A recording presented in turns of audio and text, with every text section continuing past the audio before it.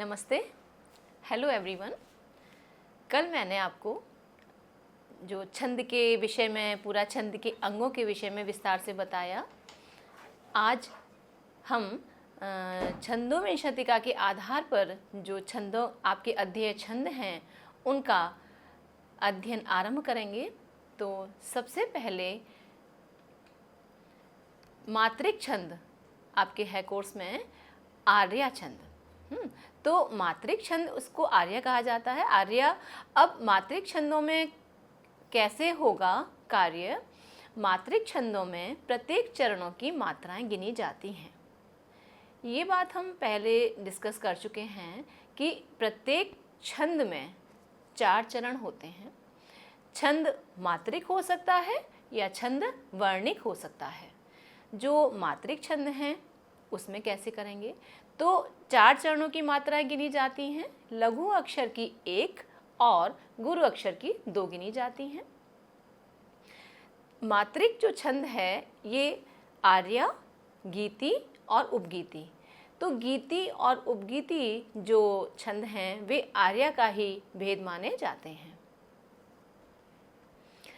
अब आर्या छंद, इसका लक्षण है यस्याः पादे प्रथमे 12 मात्रास्तथा तृतीयेऽपि 18 द्वितीये चतुर्थ के 15 सा आर्या। अर्थात जिस छंद के प्रथम और तृतीय चरण में 12 मात्राएं हों और द्वितीय चरण में 18 मात्राएं हों और चतुर्थ चरण में 15 मात्राएं होवे, वह आर्या छंद कहलाता है। तो इसके 4 चरण हैं और चारों चरणों में आप देखेंगे एक में 12 मात्राएं हैं और एक में 18, फिर एक में 12, फिर एक में 15। यानी मात्राएं जो हैं वो सम रूप में नहीं हैं, कम और ज़्यादा हैं। तो अब ये इसका सैद्धांतिक पक्ष है कि जिसके प्रथम चरण में लक्षण है इसका कि जिसके प्रथम चरण में 12 मात्राएं, दूसरे में 18, तीसरे में 12, फिर चौथे में इसके 15 मात्राएं होती हैं। अब सिद्धांत है, लक्षण है। अब इसका जो लक्षण, इसको हमें उदाहरण के रूप में पढ़ना है और उस पद्य पर हमें इसको सिद्ध करना है। इसके लिए हम उदाहरण देखते हैं। उदाहरण, सा जयति जगत्यार्या देवी दिवमुत्पत्तिष्णु रतिरुचिरा या दृश्यते अंबरतले कंस वधोत्पात विद्युत इव। देखिए अब यहाँ सा आ यानी 2। पहले बताया मैंने आपको लघु का एक मात्रिक के लिए खड़ी रेखा है और द्विमात्रिक के लिए अवग्रह का चिन्ह है। वहाँ हम देखेंगे तो जो गुरु है, अवग्रह है, उसके ऊपर सा जगति जगत्यार्या। अब देखते जाइए, इसमें बहुत स्पष्ट रूप से लिखा हुआ है सा जयति 3। इसमें देखिए लघु लघु लघु एक मात्रा है और जगत। अब देखिए यहाँ पर जो जगत ग और त आया है, ये मैंने आपको कल के लेक्चर में बताया था कि जो हमारे पास 1 और आधा होगा उसे हम 2 मानेंगे। अब यहाँ देखिए ज लघु ग त, आधा ता जो इसमें मिला हुआ है, तो ये कैसा हो गया? तो ग पे कौन सी मात्रा लगेगी? ग पे मात्रा लगेगी दीर्घ, यानी अवग्रह का चिन्ह लगेगा 2 बार, द्विमात्रिक हो गया 2। अब यार्या जगत्यार्या, यहाँ संधि हो रही है, संधि को अलग करेंगे तो आर्या हो जाएगा जगत्यार्या, जगति आर्या, जगत्यार्या। अब जो या है वह हमको याद दिख ही रहा है। देखिए 2 के बाद 2.5 होने पर, 2 के बाद भी मान लीजिए रा आ रहा है, जगत्यार्या, है ना। तो जो या के बाद रा आ रहा है, इस रा को तो 2 के बाद 2.5 होने पर ऐसा नहीं कि 3 हो जाएगा, यहाँ पे तो 2 का 2 ही रहेगा। भले ही उसके आगे एक्स्ट्रा विसर्ग आए या कोई र आए या कोई मात्रा आए, कोई व्यंजन आधा लग रहा हो या कोई विसर्ग है ना, तो या याम है, तो उसको 2 ही मानेंगे, द्विमात्रिक ही कहेंगे, उसको गुरु ही कहेंगे। देखिए तो सा जयति जगत्यार्या, गिनिए इनको, तो इनको हम गिनते हैं 2, गुरु की 2 मात्रा और जो लघु है उसकी 1 मात्रा। 2 3 4 5 6 और 7 8 9 10 11 12, आगे यानी 12 मात्राएं इसमें लिखी मैंने। अब देखिए दूसरा चरण, तो छंद के लक्षण में हमने देखा था यस्याह पादे प्रथमे द्वादश मात्रा तथा तृतीय अपि, है ना, तो तीसरे में भी 12 रहेंगी। लेकिन अभी हम द्वितीय चरण पे आ रहे हैं। द्वितीय चरण में क्या हो रहा है कि देवी दिवम उत्पत्तिष्णु रतिर रुचिरा, दे एक ही मात्रा है, तो ए क्या हो गया, गुरु।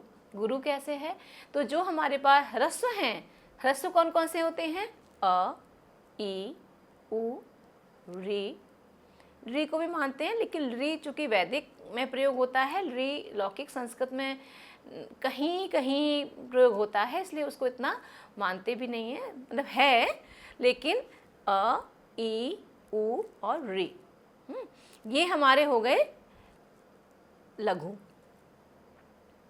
स्वर हो गए हमारे, है ना। अब हमें जो दीर्घ हैं, तो अ का आ, ई का ई, उ का उ, री का री, डबल नीचे री हो जाएगा। और इसके बाद क्या करें, तो जो ए आई ओ औ, तो ए चूंकि अ प्लस ई से मिलकर बना है ए, है ना। अब आई किससे बना है, अ प्लस ए बराबर आई, आई भी दीर्घ हो गया, तो ए भी दीर्घ है, गुरु है, और आई भी गुरु है। ओ कैसे बना, अ प्लस ओ बराबर ओ, अ प्लस ओ बराबर औ, तो ए आई ओ औ, तो दीर्घ हमारे ये हो गए।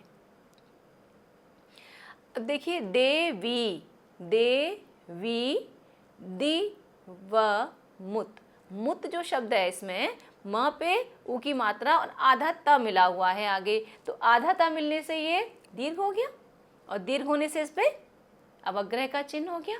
प तिश, तिश आधा स्वर मिला हुआ है, दीर्घ हो गया, णु, र ति रु चि रा, तो देवी दिमुम उत्पत्तिष्णु रतिर रुचिरा, इसमें देखिए 18 हो रही है मात्राएं, गिनिए 2 4 5 6 7 8 9 10 11 12 13 14 15 16 और 2 18। ठीक, बहुत बहुत आराम से मैं समझा रही हूँ, आप लोग को अच्छे से समझ में आएगा। अब तृतीय चरण देखिए, तृतीय चरण में या दृश्यते अंबर तले, या दीर्घ है, दृश्यते, दृश्य, द में री, तो ये अकेला यदि इतना रहेगा तो लघु रहेगा, किंतु आधा श इसमें मिला हुआ है, देखिए दृश्यते, तो क्या हो रहा है, य लघु और ते अम। अब देखिए यहाँ पर आपको एक पॉइंट में बताऊंगी कि ते अम, एक के बाद अवग्रह भी है और आधा म भी है ना, तो ये दोनों मिलकर के, ऐसा नहीं कि दोनों मिलेंगे तो ज़्यादा हो जाएंगे, हमारे पास 2 ही सीमा है, लघु और दीर्घ छंद में, 1 और 2। तो अब यहाँ पर ये यदि 2 भी हैं इसमें, तो भी हमारा वो क्या रहेगा, बड़ा है, दीर्घ स्वर है, तेम्बर, तो वह दीर्घ ही रहेगा। ठीक, इसके आगे हम चलते हैं, तेम्बर तले, ले दीर्घ, मात्रा गिनेंगे हम इसकी 2 4 5 6 7 8 9 10 11 12। क्लियर है। आगे देखिए चतुर्थ चरण, तो चतुर्थ चरण में उन्होंने कहा था चतुर्थ के पंचदश सार्या, अर्थात चतुर्थ चरण में 15 मात्राएं होनी चाहिए। अब 15 देखते हैं हम, देखिए कन, क के ऊपर बिंदी है, कंस, कंस, तो क के ऊपर बिंदी होने से क जो है वो कंस, तो क कैसा हो गया, अनुस्वार, इसमें क्या हो गया, दीर्घ हो रहा है। अब इसके बाद स व लघु, धोत, धो अपने आप में दीर्घ है, लेकिन उसके आगे आधा त भी लगा हुआ है, लेकिन फिर भी वो 2 का 2 ही रहेगा, तो दीर्घ हो गया। अब देखिए पा दीर्घ है, त लघु है, त, फिर विद्युत। अब देखिए जो द्य शब्द है विद्युत, यहाँ पे बच्चे कंफ्यूजन में आ सकते हैं कि भाई वी को हम बड़ा कैसे करेंगे, वी को तो मैडम ने दीर्घ लगा रखा है, इसमें वी तो छोटा ही है ना। लेकिन यहाँ क्या शब्द क्या है हमारे पास, शब्द जो है वो है अक्षर द्यू, है ना। तो विद्युत, विद्युत। तो अब देखिए विद्युत को जब हम अलग अलग करेंगे तो क्या होगा, द और य है। जब द और य होगा तो कैसे हुआ, जो द था हलंत वाला जो द है वो किस में मिला, वी में मिल गया। और जब वी में मिला तो वी कैसा हो गया, एक और आधा, डेढ़, डेढ़ यानी 2, अर्थात वह दीर्घ हो गया। तो विद्युत। इव, तो विद बड़ा हो गया, यू लघु हो गया, और देव। अब देखिए व, आप कहेंगे कि मैडम बाद में तो व है, व लघु है, तो आपने दीर्घ का निशान कैसे लगाया, इस पे दीर्घ का चिन्ह कैसे लगाया। तो हम ये कहेंगे कि कभी कभी छंद की गरिमा से, यानी अब ये छंद पूरा हो रहा है और यहाँ एक की कमी है, तो हम इसे क्या कर सकते हैं, पद पूरण के लिए हम इसको दीर्घ मान सकते हैं। ये बात मैंने आपको शुरू के लेक्चर में बताई थी कि कहीं कहीं यदि हमारे पास सारे लक्षण हो रहे हों और लास्ट में, लास्ट वाले वर्ड को, अक्षर को हम दीर्घ को लघु नहीं करेंगे, बट लघु को हम कभी कभी दीर्घ मान सकते हैं। तो जब हम यहाँ पर जो व है हमारा, इसको हमने क्या माना, इसको हमने दीर्घ माना, और इस तरह से हमारा कंस वधोत्पात विद्युत एव। तो कंस वधोत्पात देखिए इसमें 15 मात्राएं हो रही हैं कि नहीं, कन दीर्घ, स व लघु लघु, धोत गुरु, पा गुरु, त लघु, विद विद गुरु, यु लघु, दि लघु, और व को उन्होंने दीर्घ हमने माना है। इस तरह से देखिए 12, 18, 12, 15, मैं पुरानी इससे पहले वाली स्लाइड आपको फिर दिखाती हूँ। देखिए, यस्याः पादे प्रथमे द्वादश मात्रा तृतीयेऽपि, तो द्वादश मात्रा तथा तृतीयेऽपि, अष्टादश द्वितीय चतुर्थ के पंचदश सा आर्या। एक दो बार आप बोलेंगे आपको याद हो जाएगा, है। अब देखिए इसका पुनः लक्षण उदाहरण आप देखिए, उदाहरण हमारा जो लक्षण है उस पर घटित हो रहा है। इसका स्पष्टीकरण हमने दिया है कि इस छंद के प्रथम तथा तृतीय चरण में 12 मात्राएं, द्वितीय चरण में 18 मात्राएं एवं चतुर्थ चरण में 15 मात्राएं हैं। अतः यह आर्या छंद का उदाहरण है। अब आपको अच्छे से समझ में आया तो आप सीखेंगे, इसको कोशिश करिए, क्योंकि छंद मैंने आपको शुरू में ही बताया है कि सैद्धांतिक और प्रायोगिक दोनों। अब ये हमारा ये जो हमने उदाहरण आपको बताया, ये इसको हमने करके बताया आपको कि कैसे करना है। अब केवल हमारे करने से तो काम नहीं चलेगा, आपको भी करना पड़ेगा ना। तो आप भी कॉपी पेन लेके बैठे होंगे, क्योंकि छंद की जब पढ़ाई हो रही है तो कॉपी पेन आपको साथ रखना है अपने। ऐसा नहीं कि आपने सुन लिया और आप बाद में करेंगे इसको, नहीं, आप साथ करिए। देखिए नेक्स्ट स्लाइड हम देखते हैं, उदाहरण अभ्यास हेतु। ये श्लोक मैंने आपको दिया है, आपके पास पेन कॉपी है, फटाफट आप लिखिए इसको। और प्रथम चरण मैंने अलग अलग इतना आपकी हेल्प की है कि मैंने इसको प्रथम चरण, द्वितीय चरण, तृतीय चरण और चतुर्थ चरण में लिख दिया। अब आपको क्या करना है कि इसमें आप मात्राएं लगाइए। आप मात्रा लगाएंगे तो देखिए आ दीर्घ है, प रि तो दीर्घ, शाद दीर्घ, वि दु शाम, वि लघु, दु लघु और शाम दीर्घ हो गया। द्वितीय चरण में हम देखेंगे, अच्छा मैं ही बता दे रही हूँ आपको, तो चलिए मैं ही बता देती हूँ, हैं। फिर न साधु मन्ये प्रयोग विज्ञानम, यहाँ पे एक पद है जो प्रयोग में लघु ही है, योग विज्ञानम, विज्ञानम। लौकिक में लोग जैसे होता है ना विज्ञान बोलते हैं, वस्तुतः ये विज्ञान है। ज और य मिलकर के य बना होता है, ज्ञानी जो बनाते हैं ना, तो हम लोग बचपन से यही बोलते आए हैं।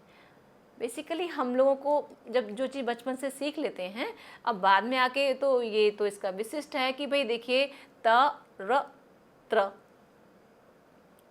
क श क्ष ना, और ये ज य ज्य, जो संस्कृतज्ञ हैं विज्ञान बोलेंगे, लेकिन अब जो सामान्य हैं, जैसे हम लोग जैसे पढ़े, हम गुरुकुल में नहीं पढ़े, गुरुकुल के पढ़ेंगे तो विज्ञान ही बोलेंगे, किसी तरह से वो उसको विज्ञान नहीं बोलेंगे ना, अभिज्ञान शाकुंतलम ही बोलेंगे। लेकिन चूँकि हम लोग हैं, आप सब लोग हैं, तो यदि कोशिश करें तो विज्ञान बोलें, और बाकी तो जो आप बोलते हैं बोलते ही हैं। देखिए यहाँ पे विज्ञान जो शब्द है, तो यहाँ जो वी है, मैं आपको सहायता कर रही हूँ, वी जो है वो कैसा रहेगा, वी हमारा यहाँ पर दीर्घ रहेगा। क्यों रहेगा दीर्घ, वी जो ज्ञान बना पद वो कैसे बना, ज और य, तो ज जो है वो वी ज में वी के साथ मिल गया, विज्ञानम, है ना, तो ये हो गया विज्ञानम। अब तृतीय चरण में हम देखेंगे बल बदपि शिक्षिता नाम, अभिज्ञान शाकुंतलम का ये पद है। तो देखेंगे कि बल बदपि शिक्षिता नाम, अब यहाँ पे शिक्षिता नाम, जो शी पद है, देखिए शी, देखिए शिक्षिता नाम है ना पद, इसमें आप देखेंगे शी कैसा माना जाएगा, शी दीर्घ होगा। क्यों दीर्घ होगा, क्योंकि जो क्ष है, अभी मैंने आपको बताया क और श, तो जो क है वो क हलंत का शी के साथ हो गया, तो शी कैसा हो गया, दीर्घ हो गया। शिक्षिता नाम, नाम गुरु है ही है, तो ये गिनेंगे हम इनको, तो ये 12 हैं। अगला देखिए आत्मन्य प्रत्ययम चेतः, आत्मन्य, आत मन, मन म बड़ा हो गया, य प्रत, ता आधा जुड़ रहा है, य यम चेतः, ये 15 मात्राएं हो रही हमारी। तो अपरितोषाद विदुषाम न साधु मन्ये प्रयोग विज्ञानम, बलवदपि शिक्षिता नाम आत्मनीय प्रत्ययम चेतः, इसको बोलने की यही लय है। इसका उदाहरण का स्पष्टीकरण आप देखिए, आपको वो मैंने एक शीट दी जिससे कि आप उसको देख के कर पाएँ, और अब ये जो शीट है इसमें मैंने इसकी मात्राएं लगाई हैं। यहाँ पर मैंने जो मात्राएं लगाई हैं देखिए आप, 2, यानी गुरु को मैंने 2 लिखा है यहाँ, 2, क्योंकि हम द्विमात्रिक है तो 2 भी लिख सकते हैं। इस वाले में चूंकि ये मात्राओं का है, मात्रिक छंद है, इसमें हम 2 भी लिख सकते हैं, है ना, तो 2 1, और ज़्यादा आपको आसानी हो जाएगी गिनने में। देखिए अपरितोषाद विदुषाम न साधु मन्ये प्रयोग विज्ञानम, देखिए आ 2, प 1, रि 1, तो 2, शाद 2, वि दु 1 1, शाम 2, यानी 12 मात्राएं। आपने जो यदि आपने इतनी जल्दी यदि कर लिया होगा बिना इस शीट के आए, तो आप इसे मैच करिए, मैच करके देखिए कि आपकी मात्राएं सही हैं। अब देखिए न साधु मन्ये प्रयोग विज्ञानम, न साधु, मन, मन बड़ा हो गया, ये 2 मात्राएं, है ना, प्रयोग विज्ञानम, ये पूरा आप देखिए 18 इसमें मात्राएं हैं। तृतीय चरण बलवदपि शिक्षिता नाम, इसमें 12 हैं, और आत्मनीय प्रत्ययम चेतः, बहुत क्लियर, बहुत स्पष्ट रूप से आपको मैंने सिखाने की कोशिश की है। नीति शतक का एक श्लोक है, अज्ञः सुखम आराध्य सुखतरम आराध्यते विशेषज्ञ, ज्ञान लव दुर्विदग्धम ब्रह्मा अपि तम नरम न रंजयति, ये भी आर्य छंद का उदाहरण है। आप ये पद आपको जरूर याद होगा, यदि याद है तो इसमें आप आर्या के लक्षण लगाकर देखिए, बिल्कुल सिद्ध है। तो मैं समझती हूँ कुछ आपको थोड़ा सा आया होगा, क्लियर हुआ होगा, और आप इसकी प्रैक्टिस करिए तो ये और भी आपको आएगा। अब आर्या का जो एक और हमारा भेद है इसका, ये है गीति। गीति छंद अब हम चलेंगे, तो गीति छंद का जो लक्षण है, आर्या पूर्वार्ध समम द्वितीयम अपि यत्र भवति साधु गते। क्या कह रही है कि आर्या पूर्वार्ध समम द्वितीयम अपि, कि पूर्वार्ध, अब देखिए आर्या जो हमने बोला था, पुनः हम एक बार आर्या पर चल सकते हैं। देखिए आर्या क्या बोला था कि यस्याह पादे प्रथमे 12 मात्रा तृतीय अपि, ये 18 द्वितीय। देखिए इससे आप समझ में आएगा आपको कि इसका पूर्वार्ध कैसा हुआ, यानी पहले में इसके हुए 12 और तीसरे में इसके, द्वितीय में कितने हुए इसके 18। देखिए 12 18, तो 12 18 यानी प्रथम चरण और द्वितीय चरण आपका कैसा हुआ, पूर्वार्ध हो गया। दो पंक्ति में ना, एक और एक, 1 2 3 4, तो एक हमने इसमें आसानी के लिए ऐसे लाइंस दिखाई हैं आपको, ताकि आपको आसानी से समझ में आए। लेकिन कैसे, 1 2 3 4 हैं, तो जब 1 और 2 यानी पहले चरण में कितनी हुई 12 और दूसरे में कितनी हुई 18, अर्थात आर्या का जो पूर्वार्ध है वो कितना हुआ 12 18, और जो उत्तरार्ध है वो कितना हुआ 12 15 मात्राओं का हुआ। तो गीति का क्या लक्षण है कि आर्या के पूर्वार्ध के समान। द्वितीयम अपि यत्र भवति, दोनों पार्ट यानी उसके प्रथम चरण द्वितीय चरण पहला 18 और तृतीय चरण और चतुर्थ चरण पहला यानी 12 और 18 का यदि होगा तो उसे गीति छंद कहेंगे। अर्थात क्या लिखा है कि छंदो विदस्तदानीम गीतिम ताम प्राक्तना ही भाषन्ते, अर्थात जिस छंद के पूर्वार्ध और उत्तरार्ध दोनों आर्या के पूर्वार्ध के तुल्य हों। आप कहें, मैं इसको दोबारा एक बार बताती हूँ। आर्या का पूर्वार्ध हमारा हुआ 12 18, ठीक। अब इन्होंने लक्षण में बोला है कि 12 18 के समान ही दूसरा वाला भी जो पार्ट है वो हो, यानी चारों जो हमारे चरण हैं वो कैसे हों, आर्या के पूर्वार्ध के समान हो, अर्थात 12 18 12 18, ठीक। इसके आगे चलते हैं। तो इसका उदाहरण देखिए, इन्होंने जो छंदोविंशतिका में उदाहरण दिया गया है ये है केशव वंशी गीति, केशव वंशी गीति। अब केशव पे देखिए मात्राएं लगाइए, लगाना आसान है, आप लोग लगा चुके हैं। केशव, के पे 2, श व वन, वन यानी ऊपर है अनुस्वार है, वन 2 हो गया। शी स्पष्ट है ना। गी तिह, तिह में क्या हो रहा है, विसर्ग आने से ये क्या हो रहा है, ये दीर्घ हो रहा है। अब देखेंगे आप द्वितीय चरण, तो 12 मात्राएं हो रही है, 2 3 4 5 6 7 8 9 10 11 12, 12 मात्राएं हम गिनी है। अब देखिए द्वितीय चरण, द्वितीय चरण में देखिए लोक मनोहरिण हारिणी जयति, बोलने में ही आ रहा है स्पष्ट है, जयति ती लास्ट में एक है। देखिए कि लोक, लोक म लघु, नो हरिण हा दीर्घ ऋणी जयति। यहाँ पे आप पुनः देखेंगे कि यहाँ पे जयति जो पद है इसमें जो ती है ये कैसा है, ये लघु है, लेकिन चिन्ह क्या लगा है, चिन्ह लगा है इसमें गुरु का, दीर्घ का। तो वही बात, बाकी सारे इसके लक्षण पूरे हो रहे हैं, तो इसमें ये जो लास्ट में जो ति है इसको उन्होंने पद पूर्ण यानी इसको मात्राओं को पूरा करा, यानी लघु को दीर्घ किया जा सकता है तो उसको दीर्घ कर दिया, और इस तरह से हमारी 18 मात्राएं हो गई।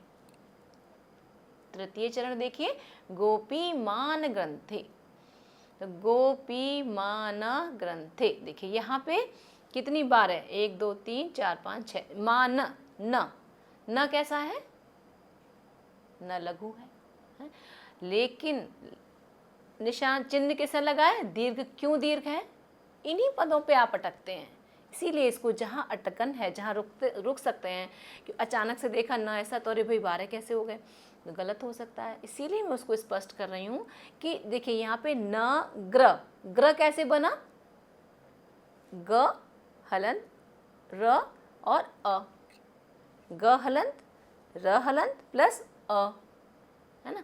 तो ग जो है आगे वाला जो गा है, उस आगे वाले गा को हम किस में लेंगे, हम न में जोड़ेंगे। अब न में जोड़ते न कैसा हो गया, दीर्घ हो गया। अब देखिए गोपी मान ग्रंथे, ग्रंथे विमोचिनी दिव्य गायनाश्चर्या, देखिए इसमें बाद वाला जो चतुर्थ चरण है इसमें इसके 18 मात्राएं हैं, देखिए गिनिए, विमोचिनी दिव्य, दिव्य क्योंकि वह है तो दिव्य बड़ा कर दिया इन्होंने, य गायनाश्चर्या। ये जो चतुर्थ में लिखा है चर्या, तो चर्या, चर, रा ऊपर उड़ा हुआ है या के, देखिए रा ऊपर उड़ा है, तो जो ऊपर उड़ा है वो किस में आ रहा है, चर्या, च के साथ र, तो चर्या, तो च भी दीर्घ हो गया और या भी दीर्घ हो गया। इस तरह से ये 18। स्पष्टीकरण देखेंगे हम कि इसके प्रथम और तृतीय चरण में 12 मात्राएं तथा द्वितीय एवं चतुर्थ चरण में 18 मात्राएं होने से यह गीति छंद का उदाहरण है। मैं समझती हूँ कि आपको ये कुछ समझ में आया होगा। आप जो भी पाठ्य पुस्तकें पढ़ते हैं, जैसे अभिज्ञान शाकुंतलम आपके कोर्स में है ना, और नीति शतक आपके कोर्स में है, तो जो नीति शतक है, आप नीति शतक में सारे उदाहरण हैं, कोई ये सब मिलेंगे। अभिज्ञान शाकुंतलम में गीति, उपगीति, आर्या सबके उदाहरण हैं, तो आप उसे देखिए और उस पर इसका जो श्लोक है वो निकाल के इसके ऊपर प्रैक्टिस करके देखिए, तो अभ्यास करने से आपको यह याद हो जाएगा। अगला हमारा है उपगीति। ये भी उसी का यानी आर्य का ही एक भेद है। तो इसका लक्षण क्या कहा इन्होंने कि आर्यो उत्तरार्ध तुल्यम प्रथमार्धामपि प्रयुक्तम चेत। तो आर्य के उत्तरार्ध के तुल्य माने समान, आर्या के यानी आर्या छंद के उत्तरार्ध के समान प्रथमार्धम अपि प्रयुक्तम चेत, पहले वाले जो आधा है वैसा ही बना लेना चाहिए। तो हमने देखिए गीति में देखा था कि पूर्वार्ध के समान उत्तरार्ध को बना लेना चाहिए, यहाँ ये क्या बता रहे हैं कि उत्तरार्ध के समान पूर्वार्ध को बना लेना चाहिए।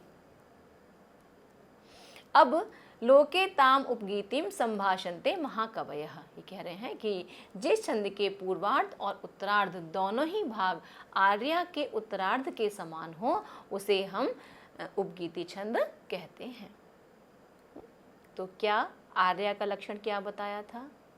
आर्या का लक्षण था कि प्रथम चरण में 12, द्वितीय चरण में 18, तृतीय चरण में 12 और चतुर्थ चरण में 15, यानी आर्या का उत्तरार्ध क्या हुआ 12 और 15।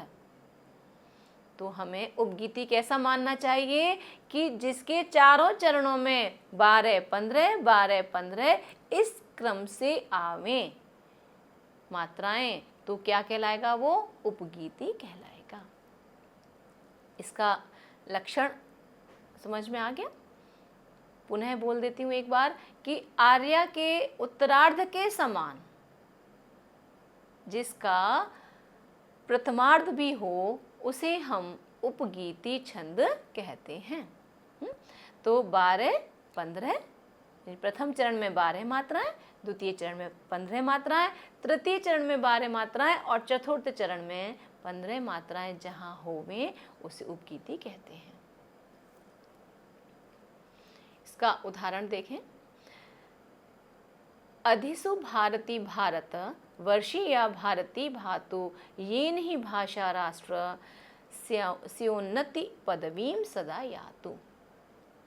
इसमें जो बुक में उदाहरण दिया गया है ना, उसमें ये जो द्वितीय चरण और तृतीय चरण दोनों में ही इसको बाद वाले जो अक्षर है उसको दीर्घ माना गया है।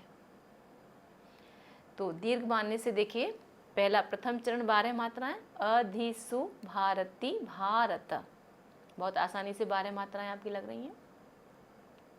द्वितीय चरण में वर, यहाँ पे वर्षीया, वर्षीया तो वर, रा हलंत है ना, रा ऊपर उड़ गया, व के बाद जो रा है वो ऊपर जा रहा है श के ऊपर, तो वर बड़ा हो गया, व शीया बड़ा, दीर्घ है तीनों, भारती भारती भातु।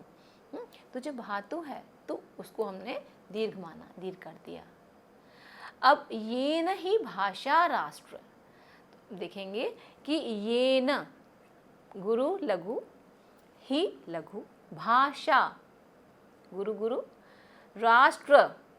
अब देखिए ये जो आधा सा है राष्ट्रस, तो राष्ट्रस एक ही लाइन में जब हम इसको लिखते, ये हमने आपको समझाने के लिए इसको 4 पंक्तियों में लिखा है है ना। वैसे इसको क्योंकि ये बहुत लंबा लंबा श्लोक नहीं है, बहुत लंबे इसमें वो नहीं है, तो 12 और 18 एक दो पंक्तियों में आ जाता है। यदि आप बुक में देखेंगे किसी में, तो हर बुक में ये श्लोक 2 पंक्ति में है। 2 पंक्ति में होने से, अब देखिए यहाँ पे राष्ट्रस्य, तो जो राष्ट्र आधा स है वो इधर आया, चतुर्थ चरण का पहला लग रहा है ना। राष्ट्रस्य, राष्ट्रस्य ये जुड़ा हुआ है, इसमें संधि पद है ये, तो राष्ट्रस्य उन्नति पदवीम सदा यातु।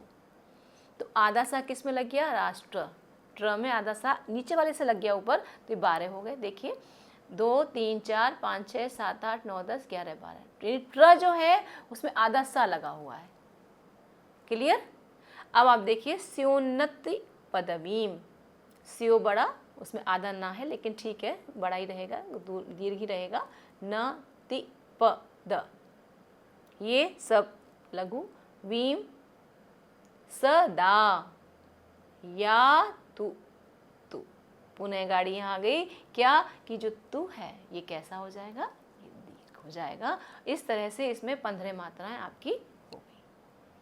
तो 12 15 12 15, जिस चरण के चारों चरणों में क्रमशः ऐसा होवे तो उसे हम उपगीति छंद कहते हैं। ये इसके एक और उदाहरण मैंने आपको प्रस्तुत किया है प्रैक्टिस के लिए, और आप इसको भी लिख सकते हैं यदि आप इसे लिखना चाहें तो इस उदाहरण का भी आप प्रयोग कर सकते हैं। ऐसा नहीं कि वही उदाहरण आपको लिखना है, भले ही छंदोविंशतिका में वह उदाहरण दिया गया है, पुस्तक में वो उदाहरण दिया है, लेकिन आप इस उदाहरण को भी अपना उदाहरण बनाकर लिख सकते हैं, इसका स्पष्टीकरण कर सकते हैं।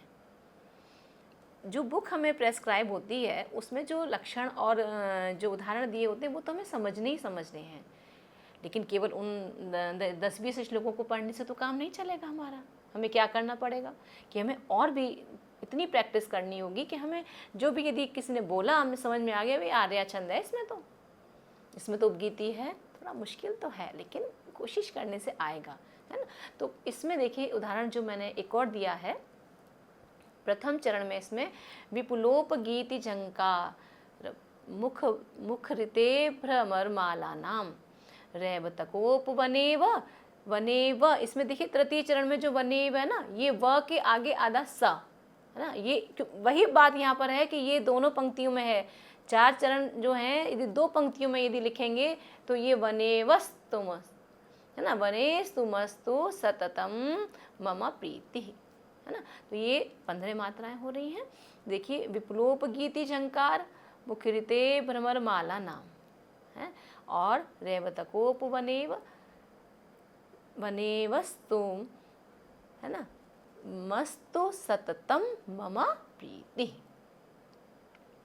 तो ये 12 15 12 15 इस तरह से चारों चरणों में इसमें बिल्कुल एग्जैक्ट आपके मात्राएं आ रही हैं। तो आप इस वाले उदाहरण को भी इसमें दे सकते हैं।